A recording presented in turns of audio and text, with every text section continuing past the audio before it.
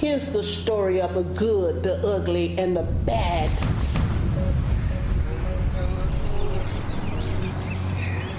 When we were in school as kids, we learned about the circle of life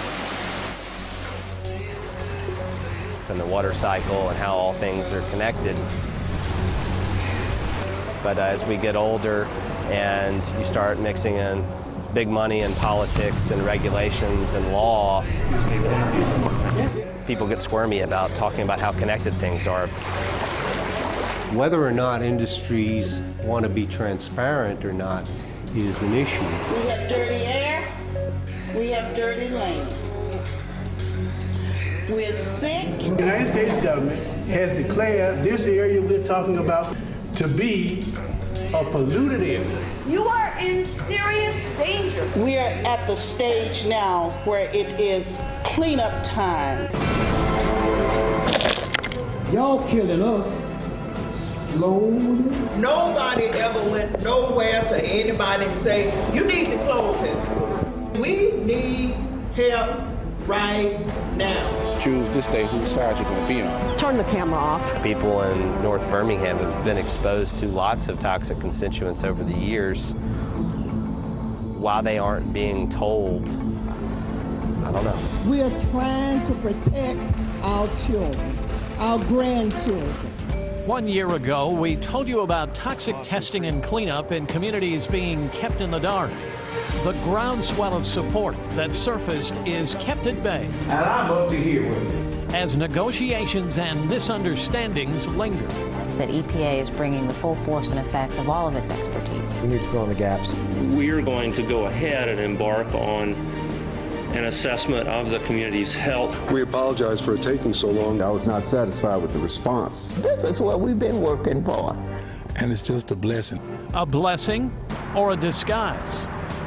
This is a story of communities overburdened by industry, like countless others across the country. I'm thinking of the young people who were not able to breathe and came to sessions with their respirators and their oxygen tanks. But it's also a story of communities learning to live with big business and a barrage of obstacles to understanding. And they are in compliance, right? That is correct.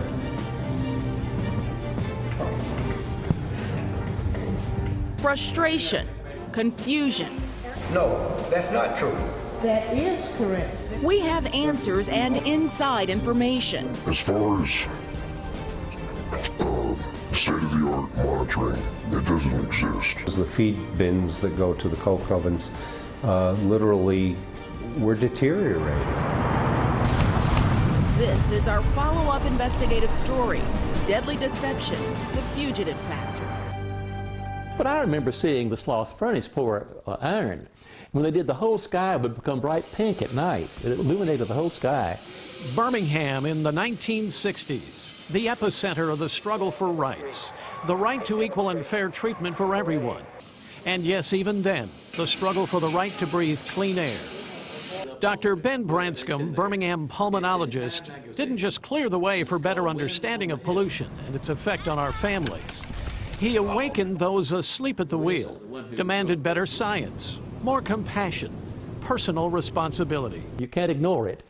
You do the best you can to find out what the injury is. You make the facts known and respond to it.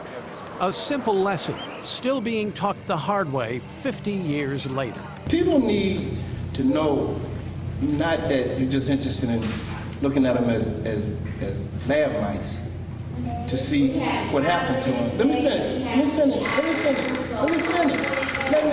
How you know what I was getting ready to say if you won't let me finish? That's part of the problem. How you listen while you run your mouth? How you listen while you run your mouth? People need to know that you're a legitimate concern. This simply is not an easy message to send or receive. The business of regulating chemicals from large industry is complicated. It's filled with technical jargon that scientists study for years to understand. And it's filtered to families who struggle for years to comprehend. And how can a house be contaminated right here and next door is not?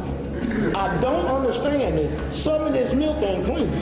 It becomes a cat and mouse game where companies self-report emissions and regulators play catch-up to see if companies are being honest.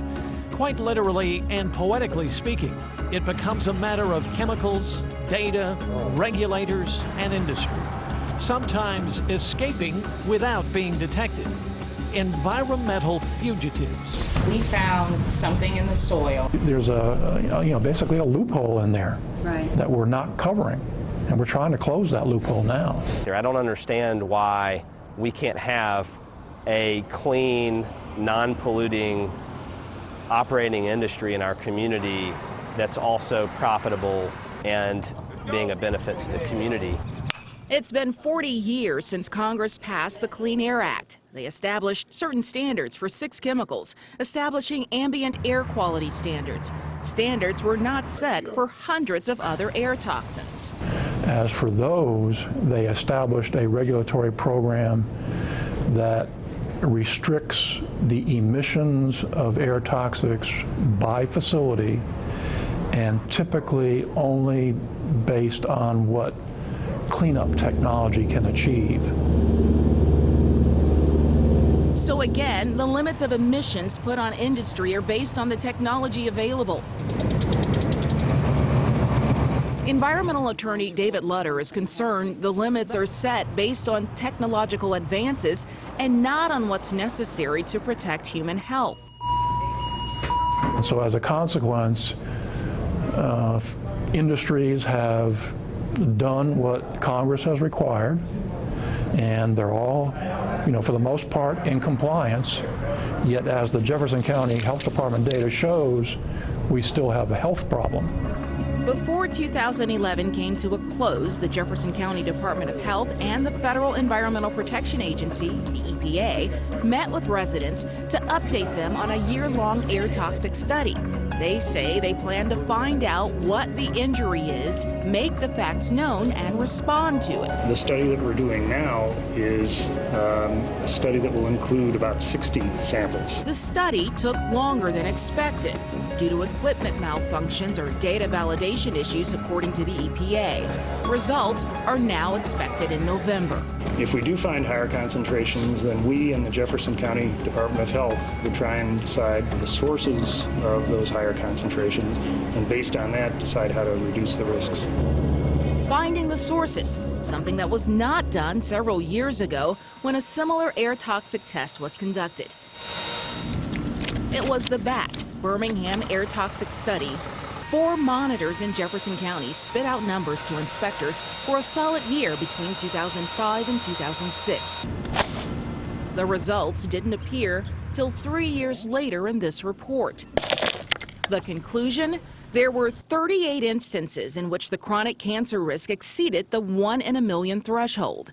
This was for 14 different chemicals. Benzene among the top 3. Exposure to benzene can lead to anemia, can damage the body's immune system, and can cause leukemia. Chemicals exceeded the threshold at all 4 of the monitoring sites in this study. What it boils down to is the potential issues are more widespread than just one concentrated part of Jefferson County.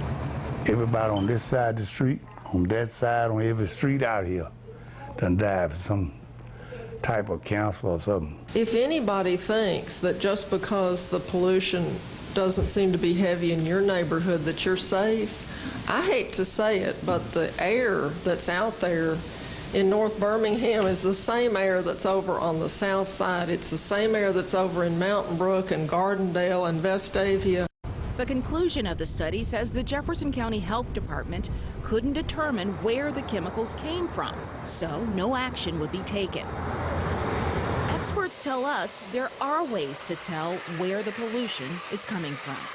Okay, there's an easy answer. Take the PM from that monitor and go measure what's in it. See how much PAHs are in it. They don't do that, and they don't want to do it. All of these facilities are trespassing. The reality is, when their pollution winds up on somebody else's property, you're invading their property. We're talking about chemicals in the air. It's not like there's a wall that reaches to the sky to block the fugitive toxins from trespassing. I told you.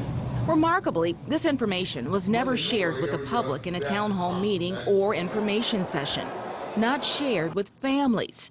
Families who were breathing the elevated levels of toxins every day. But it was not really released. It was released to air industry around the monitoring sites, but it was not per se released to the public. So the industry was informed of elevated levels of toxins near their plants, and they were asked to voluntarily make some changes, which the county says they did. But they're not doing anything about it. Jefferson County, get up off your ass. This feeling that local, state, and federal regulators simply turn a deaf ear and a blind eye is nothing new. Michael Lithcott travels the country as a technical assistant to communities who don't know where to turn. The person that you really need to come and address you with specific answers is the Jefferson County Health Department Air Monitoring Division. And if they don't come when you first ask them again. If they don't come to the second time, write your congressman. So in other words, don't allow them to be a fugitive, that which has escaped from a place or is in hiding. Congresswoman Terry Sewell was elected to represent these North Birmingham residents.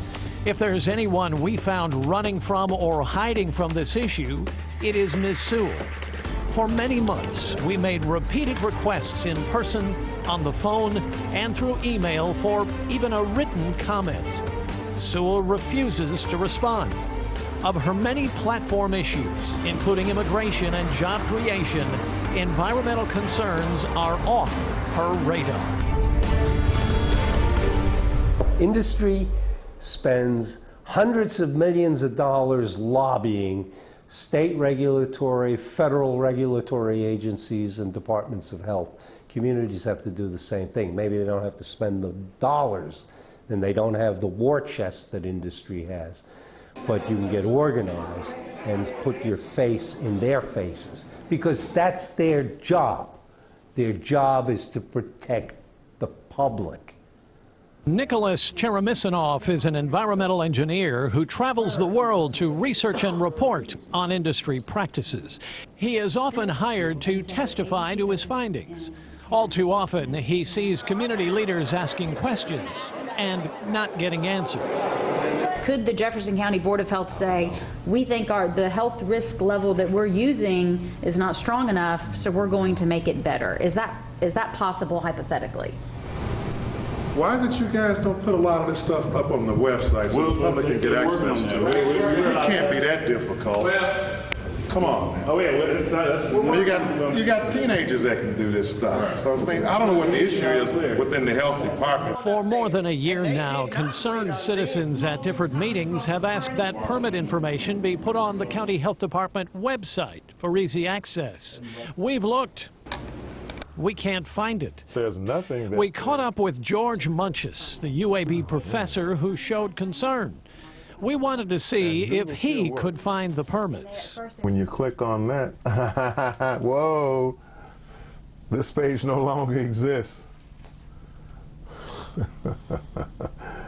This page will automatically redirect you to the Clean Air site in 15 seconds, but that's going to be at the national level. We asked the director of the Jefferson County Department of Health, Dr. Mark Wilson, why the information is still not on the website. I talked to our people about that and asked them to correct it, and if you're not finding it, I'll go right back and look at it again and make sure that's happening. It's not here today. Now maybe after you had some discussion with them, maybe next week it'll miraculously, a link will say permits for businesses in Jefferson County. It kind of makes you wonder what is the real relationship between the county health department and, say, what I would call the big polluters like ABC Coke, Walton, Drummond. Everybody knows the history of how this was basically a company-run town, and what they call the big mules make decisions, and the elected officials tend to carry them out. You need to tell us what it is. Residents want the industry permits online so they know exactly how many pounds of lead, arsenic, and other cancer-causing chemicals, like benzene, are allowed into the air. And the permits would tell them when there are accidents. They're following the law. They're reporting their emissions, they're reporting these exceedances, but they're not doing anything about them. If these become excessive over time, then the Jefferson County Department of Health comes in and says you have to do something. And that's a very subjective rule. Who determines if it's excessive? That's right. That's exactly right. You've hit the nail on the head. And that's really what you need here, is to force transparency. Transparency in reporting, transparency in these episodic events, and transparency in what bloody hell are you people doing to reduce your emissions. Residents say they want action now, and they want promises kept. Since y'all know the problem out here, how much more time do y'all have to meet and keep meeting and don't do nothing about it? We are not getting good answers. After a while, we won't be good at asking anything because all of us will be dead. I think the anxiety level of the community is very significant. People are very worried about their health. So we're going to go ahead and embark on an assessment of the community's health concerns as well as access to health care. We were there to document the 3 days the health department sent a wellness mobile into the community. We've got older people that have died from cancer. But we do not have the data yet on that, and so that's why we're looking. Kind of roll your shoulders in. After just a few hours of testing over 3 days, we asked the director what he's doing with the information he collected. That was done as a service to the community for people that wanted to get testing, so we offered chest x-rays and lung function testing for people that had symptoms or reported symptoms. Those results were given to those people and their doctors for them to have. Not exactly the comprehensive health assessment the community was hoping for. For the people that's in the neighborhood, if they're anywhere that we can go and get tested? Put some type facility out here where we can go and be tested. Getting a health clinic and conducting a health assessment is actually a key element to the successful cleanup of any community. Well, they knew that the property was contaminated. Love Canal, we wanted a health clinic, and we got one. Lois Gibbs was once a mild-mannered mom with a husband and 2 children who moved to New York in the 1970s. It wasn't a spectacular home. It was a ranch, 3-bedroom ranch with a finished basement, a short distance from the Niagara River. Or as some remember it, Love Canal. She wasn't there long before she knew something was terribly wrong with her toddler. Michael got really sick. Michael was healthy when he moved in. He developed liver problems, urinary tract disorder, which required 2 operations to correct. He developed asthma, epilepsy. I mean, it was just one thing after the other. She discovered there were 20,000 tons of killer chemicals at the school nearby. Gibbs was unwilling to back down and became a superhero for her community. 56% of our children were born with birth defects. Well, they knew that the property was contaminated. The school board knew that, and the city knew that. Are you going to live there with your wife? Are you going to put your kids there? Jefferson County Board of Education. They should have been here. Sound familiar? Residents in North Birmingham battle this same fugitive factor. The people who are supposed to protect them are hiding information. Our investigative team broke the news that this elementary school in Collegeville was built on contaminated soil. Birmingham City school officials knew the soil was being tested at the time of construction. Today, the EPA says the school is safe from arsenic and benzoate-pyrene. If it's contaminated, hey, they should have been telling me something. For benzoate-pyrene, short-term exposure can cause skin rash or eye irritation. Long-term health effects can be deadly. You either fix it or just level all 3 of the neighborhoods. I don't see no other time. Like, it can't be the one of them. Fix it or just level it off. Now that's a bombshell. Birmingham Mayor William Bell formally requested a health assessment from the ATSDR. That's the sister agency to the EPA. It stands for the Agency for Toxic Substance and Disease Registry. They've had the soil testing data from the North Birmingham area for more than 2 years. They've still not filed a report on how dangerous it is for the families in the area. I had sent a request for them to test the citizens of this community. I was not satisfied with the response that I got. It just said that they received the information and they would evaluate it, the request. But what Mr. Smith and everyone else is saying is that they want information. They want information about what's in their system now, not what's in their system 3 years down the road, but right now. Our repeated requests for an interview on the status of this health consult have been politely denied. We fired off a final request to the agency director of ATSDR, Chris Portier. By airtime, we have not heard back from Mr. Portier. What a Christmas present. Months after our initial deadly deception report, the EPA made a bold Christmas Eve announcement. They announced the area meets the criteria for the Superfund division to take a closer look. They say they will test soil, air, and water, and will go as far as the evidence will take them. But I mean, we need to do further testing in the communities to determine just how many residences or properties are contaminated. Superfund is a giant pile of money set aside by Congress to clean up hazardous waste spills and hazardous waste sites. If they're not able to find a responsible party to clean it up. Now that's a bombshell. And because along with that designation of Superfund, the government in implementing the cleanup is going to have intense community involvement. Meet Judge U.W. Clement, the presiding judge in the $700 million Anniston PCB cleanup case. That was also a Superfund case. Now retired, he was asked by Birmingham City Councilor Maxine Parker to assemble a team of experts. Him being at the table and him just orchestrating what it is we needed to do and keeping us focused on the charge that we had before us as citizens in the North Birmingham community. Clement's history in Birmingham is long and strong.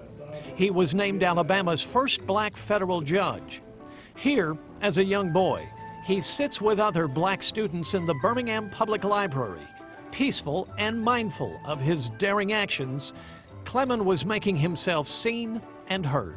People want to be treated right. May of 1963. He sees the environmental struggle today as similar to the civil rights struggles of the 50s and 60s. A lot of your civil rights things got off from here. And the strength of it came from this community. Any potentially responsible party, any company that had a hand in polluting the area to the extent that it is still around is potentially liable. Getting money from the city of Birmingham to pay for his services is a constant battle. We want to live in our community and be safe just like everybody else. Where's justice in the city of Birmingham? I'm opposed to hiring assistants prematurely. Where's justice in the North Birmingham community? If I were a lawyer, I'd say we need help right now too. I'm just gonna tell it the way it is. I call this kind of stuff strong arm, and it only happens in Chicago and New York, and y'all can put the M on what I'm saying. We need every church in Collegeville, in the city of Birmingham, to join forces. We're just going to keep coming as a community. All we want you to do is to give us somebody to represent us. In the words of the late Dr. Martin Luther King Jr., sometimes you got to march against your own people. So I see 4 new council members sitting on that council come next election. You have big plants over there polluting that area tremendously. And you don't ever hear him say one cotton nitpicking word about pollution, but he can sit there and vote against the people in North Birmingham. I'm wondering what color is he, black or white?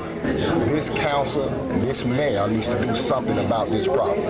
As it was alluded to, if it was in any other area other than North Birmingham, something would have been done. Wouldn't be no debates going on about this. Hopefully you're able to answer your questions. The council has already heard from the EPA. Jeff Crowley, the EPA Superfund on-scene coordinator, says they know where to start looking. For us, our ground zero, as you put, is the Walter Koch facility. That doesn't mean we're just going to solely focus on Walter Koch. One thing that Superfund can do is look into other businesses that might have contributed and try to get everybody together, basically in a collaborative effort to contribute to the cleanup. Our investigative team revealed last year that the EPA ordered Walter Koch in 1989 to begin testing nearby communities because of concerns that hazardous material may have migrated off-site. Testing didn't begin until 2009. 20 years of running from responsibility, a fugitive from justice. It seems like you're telling us that you're trying to protect us, but what I'm hearing, you're not doing your job. Since our continued reporting on this story, the company denied our requests for another interview, saying, quote, "We are not in a position to provide an interview in light of ongoing legal proceedings." Even though Walter Koch is under an order by the EPA to test and clean up, the company insists their efforts are voluntary. Walter Koch did show this video to residents wanting to set the record straight. Walter Koch has begun voluntarily cleaning up the relatively few properties that have tested above cleanup levels developed by the EPA. And we have done soil replacement projects at Hudson Elementary and Riggins Alternative School, even though all indications are that the contaminants found in soil there came from the schools themselves, not from Walter Koch. Walter Koch and other industry leaders point to other sources they say could be responsible for high levels of things like arsenic and benzoapyrene, things like car and truck exhaust, roofing shingles, char-grilled meat, burning trash, train diesel emissions. And so I think a lot of what we're finding in the neighborhoods today is just typical human activity, not that people did anything wrong. They have painted this picture like we are the enemy. We are not the enemy. The enemy is somewhere laughing at us for the sake of a dollar. Industry has definitely a track record. Experts tell us diesel operations and train traffic are adding to the toxic mix or cocktail the community is exposed to. Dr. Nicholas Chermisinoff, a chemical engineer based in West Virginia, has led hundreds of pollution prevention audits. He's conducted environmental management and site assessments and remediation plans for both public and private sector clients worldwide. His travels have taken him to Birmingham, where he was recently hired by a law firm to examine the practices at Walter Koch. He's running into something he's never faced before. We're looking for the basic things like air permits. Okay, and their list of exceedances. Oh no, you can't have any of this. I've never run across this in 20 some odd years of doing this kind of work. Literally the most critical pieces of information, like what is the nameplate capacity of the plant? What are your allowable emissions? What are you nominally releasing per year to the air? That information doesn't exist. I'm getting forms that are 90% blacked out. This is a multi-billion-dollar corporation. They have skilled lawyers that are going to manifest these type of acrobatics. From inside the walls of the Walter Koch plant in North Birmingham, this former employee has seen firsthand what goes on. He decided he's had enough. He's heard the complaints, he's seen our reports, so now he's speaking out. He's concerned for his family's safety. That's why he asked that we not identify him. We'll call him John Smith. If you stop and think about it, those people are being gassed. Walter Koch is surrounded by homes and neighborhoods. Another Koch plant is 1.3 miles up the street. You don't need state-of-the-art tools to see the black soot on the homes and cars and the vegetation. And as the wind blows toward 35th Avenue or in any other direction where housing is those poor individuals are the recipients of secondhand carcinogens. It's not being monitored, so therefore, who's to know as to how much damage this is being done in this generation, never mind the next generation and the following generation. In my experience, industry has definitely a track record of being deceptive. Residents have asked for Dr. Neil Carmen's help, scientist who studied coke plants for years. He's been offering free advice in North Birmingham for months.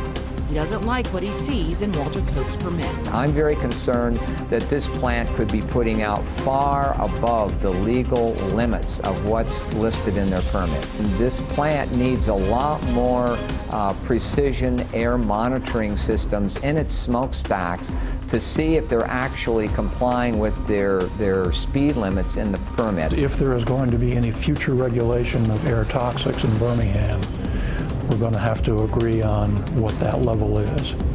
It has to be done, otherwise Birmingham's going to be, facing not only toxic soil in the future, again, but they're going to face health problems in the meantime. And is there anything they can do to correct it then for you? For me, my day is gone on that. Yeah, that's for them children right there. That's for them. What experts tell us over and over again is that state-of-the-art monitors are the only way to truly get to the bottom of exposure concerns.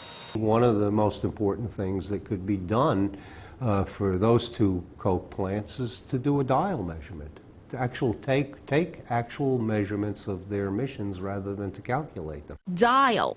Differential absorption light detection. It's a sensor that measures in very specific terms both point source emissions, what you see coming from the stacks, and fugitive emissions, what is released through leaks in valve pipe connections, mechanical seals, treatment ponds, and storage tanks.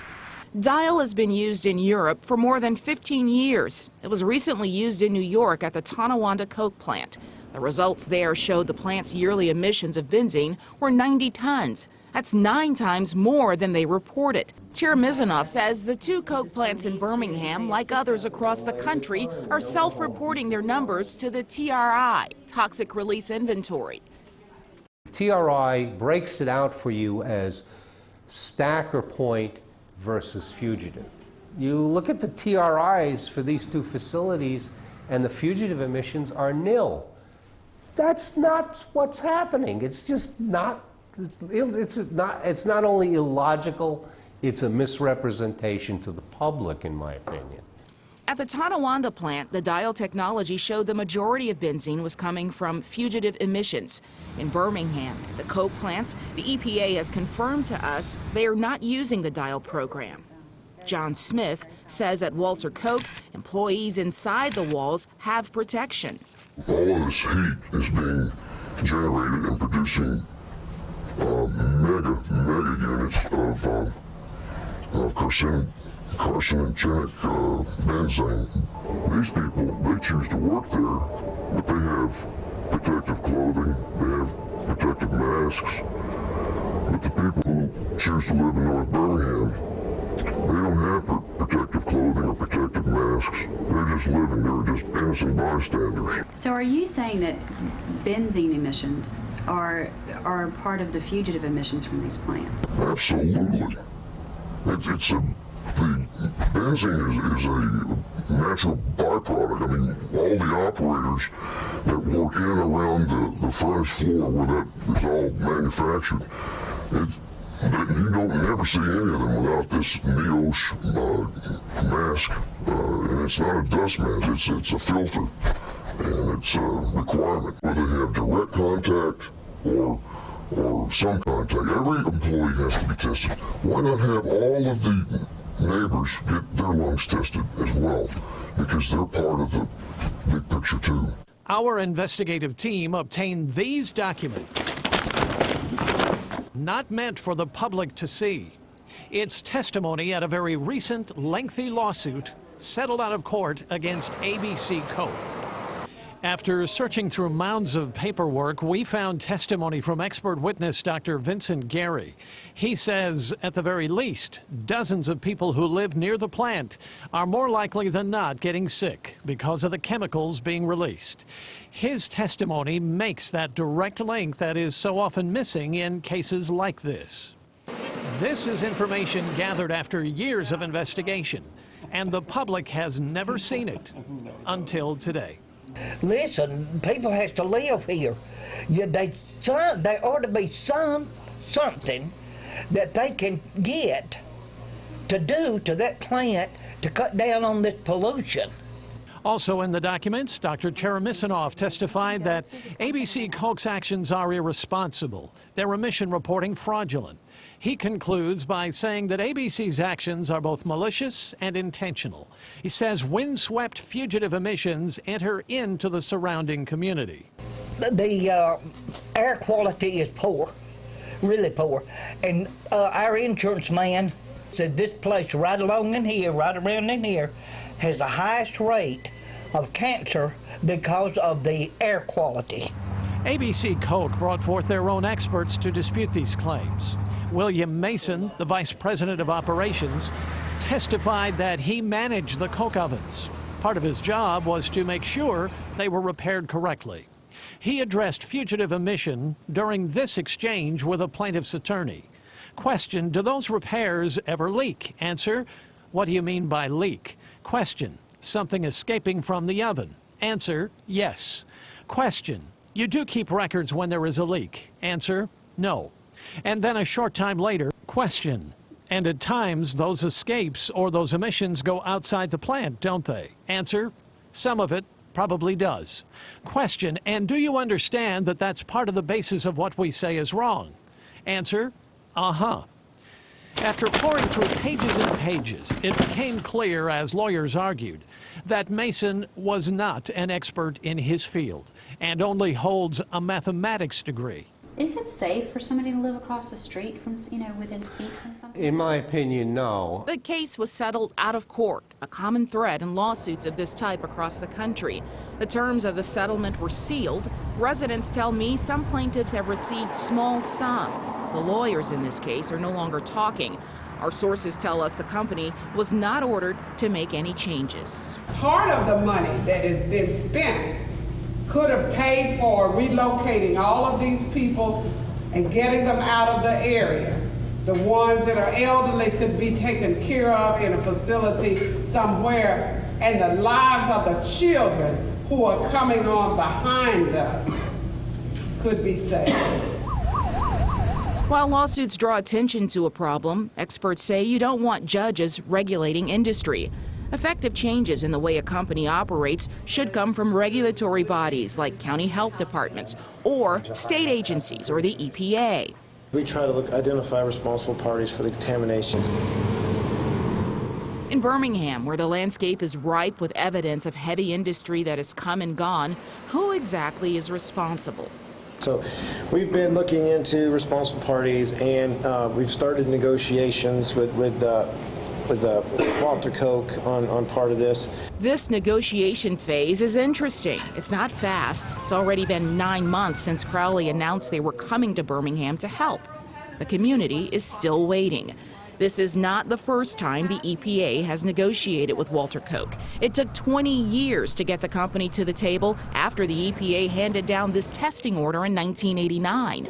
We asked the EPA Region 4 director if this was going to happen again, and why do they have to negotiate? I want to make sure the community knows and understands that in negotiations or in these discussions, we're not in any way giving away something. We are trying to make sure that all parties are informed, understand what all parties' resources are. Gwen Keys Fleming used to be a prosecutor. One of the things that we're trying to do is really try to see if there's a path forward short of that litigation option.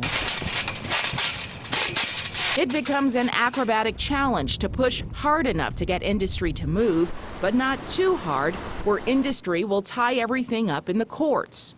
It's David against Goliath. You know, they have the bucks to pay the big lawyers, and you know, the little guy, he's at the mercy of whatever we can muster as a group who are concerned about this travesty of justice. What questions did you ask? Excuse me, the interview's over. Thank you. No doubt, it takes a strong, determined, unwavering individual to effect change and not allow a company to disappear without being noticed. To be a fugitive. 50 years ago, that was Dr. Ben Branscombe. We had to have a face-to-face, knock down drag out with some of the industries. So there was one occasion in which we had to fine one of the steel mills $10,000 a day until they stopped doing certain forms of pollution. And they were sort of shocked that we would actually do that, but we did. Dr. Branscombe has been retired for some time now. He is not part of the establishment these days to push for change, but he certainly has an opinion. Do you think that some of the health problems in that North Birmingham area are related to things that went on decades ago? Well, of course they are. A decade later, in 1971, then Jefferson County Health Officer George Hardy was criticized heavily for taking emergency action against industry in favor of residents. He's quoted as firing back, "If you are saying that we should be counting bodies before we do something, I disagree." 40 years later, we asked today's health director what he's doing. Have you had any contact with Jeff Crowley at all? Have you talked to him, spoke to him? Has there been any type of communication back and forth? Not since they were, I have not, since they were first here. Why? They have not contacted us. You were just telling us that you hadn't talked to them in a while. You hadn't spoken with them. I personally have not, as health officer, because I'm overseeing the entire health department, and I don't have those personal conversations every day. Okay. But I can't answer that question because I'm not personally involved in those conversations. Should you be though, don't you think? Sir? Should you be personally involved when it comes to a situation like this where there's a potential super fund or something along these lines? I'm kept appraised of overall what's going on, but we have not heard. I have not heard from the super fund in a while. Is there any concern overall that Jefferson County is a little fearful of being sued by Walter Coke for anything that you do in the community, whether it be testing? Is there any fear that there could be that potential there? That's not an issue for us. Appreciate you. Appreciate your line. What questions didn't you like, sir? What questions didn't you like? Excuse me, the interview's over. Thank you. Yeah, but you've had a lot of people who are very concerned.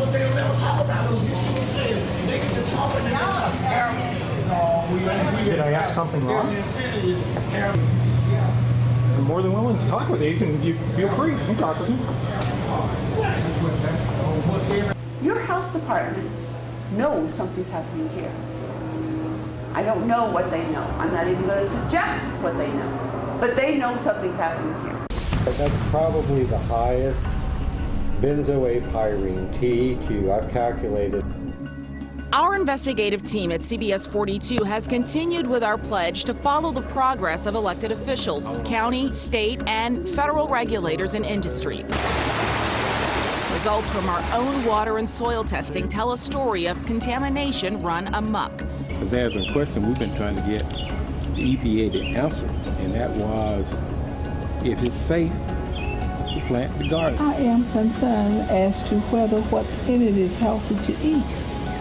Some of it is getting away, and I haven't eaten any, and I can't until I know something. After 3 planting seasons with no answers, we decided to get the answers.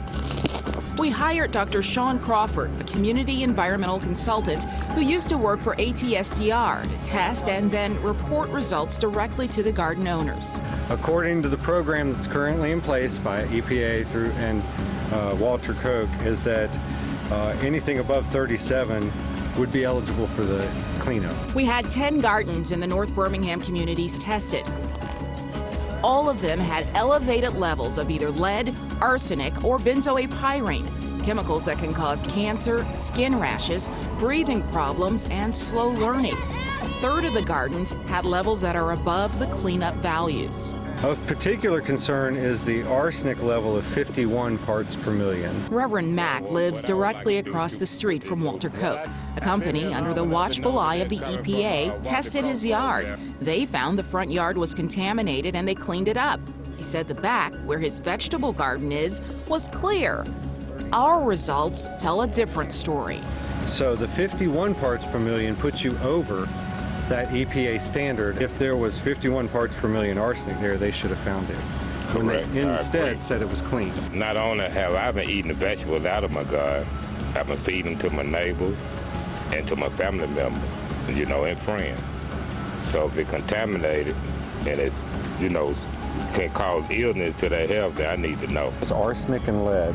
Okay. Delbert Taylor says people have come to test her yard. She doesn't know who. They never said. She never asked. I think the reason we so trust because we want to know what's going on with our soil. And if anybody come up, we want to know.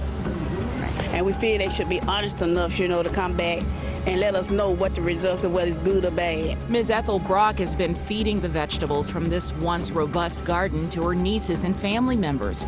From a garden with a BAP level of 2.0 parts per million, 1.5 parts per million is cleanup level. That tells me that you're significantly over. Matter of fact, that's probably the highest benzoapyrene, TEQ, I've calculated for almost 100 samples in all of Birmingham.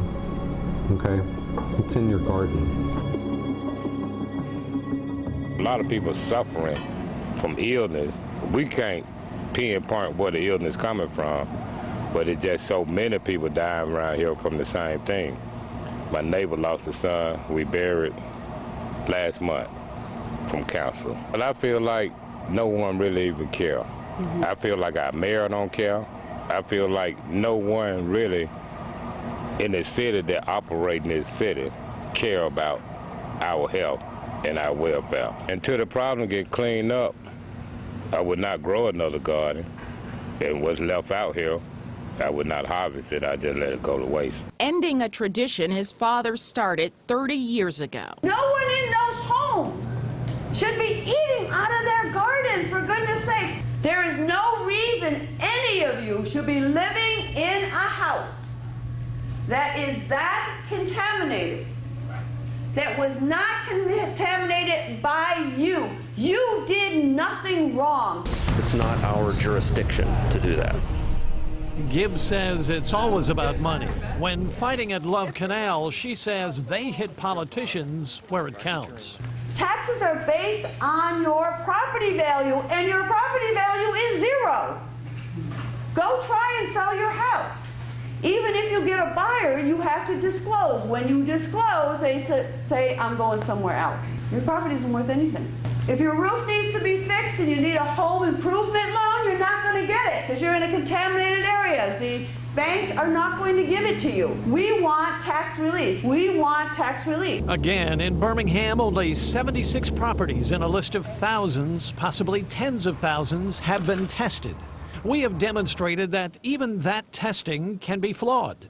We offered our garden testing results to the county health department. The soil testing is really the EPA's responsibility, and that's the health department has not been responsible for that. So the health department would not be the first line of defense then for a situation like that? Well, it's just not our jurisdiction to do that. And to the EPA. They said we should give them to ATSDR. If all roads lead to ATSDR, where are their findings? Why has it taken years? But if they cared about the health of your family and women who are likely to have babies and small children crawling on the floor, they would come in and they would clean the inside of your house. Not tell you to take your shoes off at the door, not tell you to wash your hands, not tell you to strip your children down and bathe them to get the poisons off them. That's what they're saying. The problem doesn't stay in North Birmingham. Experts we commissioned also took samples upstream and downstream of 5 Mile Creek in North Birmingham. It's a tributary to Village Creek near the closed U.S. pipe facility and in Opossum Creek in southwest Birmingham. Below all the industry. Results? There were significant increases in arsenic, lead, and benzoapyrene in samples downstream of industrial discharges. Lead increased in downstream sediment samples by 50 to 200%. Arsenic was 5 to 15 times higher, and benzoapyrene increased 10 times. We could not survive without the industry here. Before Cheremisinov started looking at reports for Walter Koch, ABC Koch was under court order to allow him on their property to inspect. I toured the ABC plant about 3 years ago. And you were disturbed by some of the things you saw at the plant. I was, but understand that I did not see the plant fully operational. Even though he was escorted on site, Cheremisinov was not allowed in certain areas. Whether they shut it down for a turnaround, whether it was done for the purposes of the tour, I don't know. But there were sections of that plant that needed significant rehabilitation, in my opinion. The transport lines that transport coal to the silos, the feed bins that go to the coke ovens, literally were deteriorated. The covers were gone, or there was substantial corrosion. In his report, Cheremisinov says ABC has underreported its air emissions. It has used sleight of hand and played footloose and fancy with the Jefferson County Department of Health, the U.S. Environmental Protection Agency, and its neighbors. Coal dust, he says, becomes airborne as it is transported and becomes a fugitive dust emission into the community. Environmental researcher Nelson Brook with the Black Warrior Riverkeeper is constantly sparring with regulators, encouraging them to stay on top of industrial pollution. When a regulator comes in and plays hardball with them and says, you have to fix this, it's going to cost you a lot of money, and here is a timetable for you fixing that, they don't want to be told what to do. They don't want to be told how to run their business. They want to be left alone. And they're going to claim, that in this time of a troubled economy, we can't afford to invest money in these kind of things. But the flip side of that is, in this troubled economy, can you afford to give people cancer? Bill Thrasher is angry because in Tarrant, he thinks industry is calling the shots. No, they don't care. Because they're making money. As long as they're making money, they're happy. It's all about the buck. He's a paramedic. When we fight fires, we go in with air packs and masks to prevent breathing the chemicals, but here you have nothing. It's you breathe it every day. His mother, Isabel, struggled with lung cancer as the medicine she took to help prolong her life strangled her lifestyle. Bill was with his mother when her doctor gave her a stern warning. She was in the hospital, and that's when the doctors told us it was too dangerous for her to come back here. From the backyard of the house where his mother used to live, he tells us he remembers literally taking her from the hospital to a new home in a different city. He says it was too late. She was already too sick. She'd probably want me to warn everybody about that there is dangers in the air, and that it does cause health problems no matter what anybody says. We tested this yard. The levels of arsenic and lead are above cleanup values. A neighbor down the street tells us she just wants out of Tarrant. Our little 5-year-old grandson, he sits out here in his yard and play, and I don't like for him to play out there in that yard. Right. That dirt. I'm scared of the contamination in the dirt. Ms. Woodall has lived in Tarrant 45 years. She has COPD, chronic obstructive pulmonary disease. She's convinced pollution caused her husband's death from lung cancer, and now she's living with the consequences. Woodall and her neighbors say they know what they know. Because the air quality, some days, you can't even breathe out on that front. We just stay in the house. You come out here and it just a puff of smoke being in my eyes, get watery and red and go to itching and burning. Some nights that black dust just smothers you to death back there. Many homes on this Tarrant Street are covered with the same black dust we found in Collegeville and Fairmont and Harriman Park. These homes are across from ABC Koch. Tarrant's mayor says these industries in her city have always responded to the EPA and that they are good corporate citizens. And I can tell you the 40 years I've been here, it's improved 100%, because I used to come out of my house and you couldn't see your hand before you because of the pollution in the air and the odor.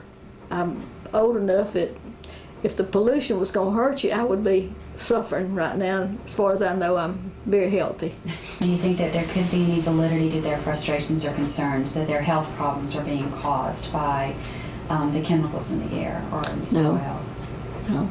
There may be people that it is affecting, but I'm not aware of it. If it's proven that's what it's caused, that's what's causing it, yeah, I think there should be some compensation there if it can be proven, but we could not survive without the industry here. That's what keeps us going. I see these guys, I see them with tears in their eyes, looking for work. Enough people have been making enough noise, which led to a very high-profile visit to Birmingham in the fall of 2011. I'm not sure that the EPA, the Environmental and Natural Resources Division of the Department, the U.S. Attorney, and the FBI have ever sat down together to hear the community's concerns. So you're participating in a new event that I think signals our commitment to move forward. It was standing room only at the Ensley Library, a listening session. Don't just sit here. We want to have the same quality of life as everyone else. It's hard for me as a dad. We need you here. Striking a balance is what's tough. Got a permit to open up an underground coal mine. It would probably employ 125 to 50 people. They'd be paid wages from $50,000 to $150,000 a year. We would consume probably $50 to $60 million worth of consumables a year, which would put more men to work. I see these guys, I see them with tears in their eyes, looking for work.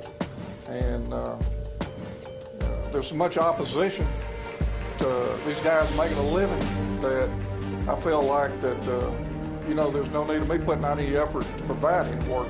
I don't think people are saying they don't want jobs and they don't want industry. I think they're saying they want this work conducted in a way that's sustainable.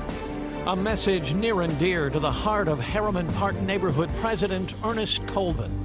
Always the quiet motivator in the room at the many community and EPA meetings. His concern for the children, future generations. I think they should move. I think they should get out.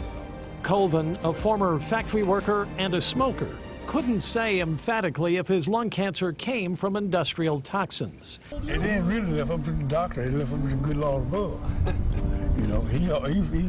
He pulled the shots. And no one will ever know. Mr. Ernest Colvin, an advocate for his neighbors, a husband, father, and grandfather, passed away several months ago. Birmingham City Councilwoman Maxine Parker helped her community organize a street dedication for Mr. Colvin. Forever set in the shadows of the smokestacks he lived near, Colvin's name is now a permanent reminder. I think his legacy will be this, that he said during Deadly Deception documentary. He said, I have lived my life. I've enjoyed my life.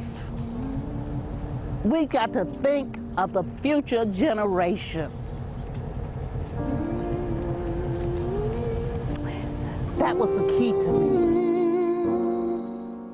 My personal opinion is these facilities literally are too close to communities.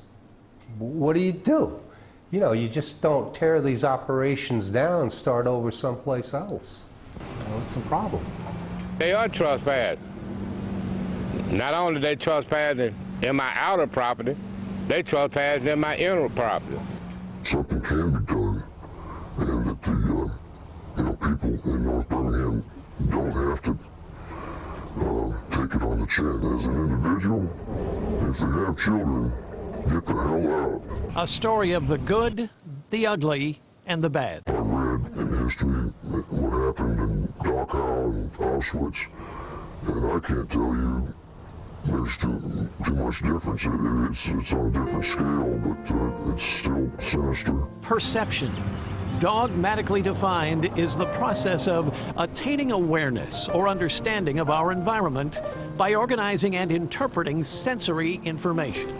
We draw conclusions based on those perceptions. Carlos Muhammad. We need somebody to try to help us with the information we need to know about what's going on with the air quality. John Lewis. You can see it out your window like a big pipe with just stinky smoke all over the place. Frida Turner. They just don't seem to care that we're losing human lives over this problem. Bill Thrasher. Here you can see the smoke, you can smell the smell. 50 years later, we find ourselves still demanding better science, wanting more compassion and personal responsibility. The movement to bring about change to the victims of environmental contamination in North Birmingham is one that cannot be stopped. God bless all of them, and I hope we all stick together, or they all work together.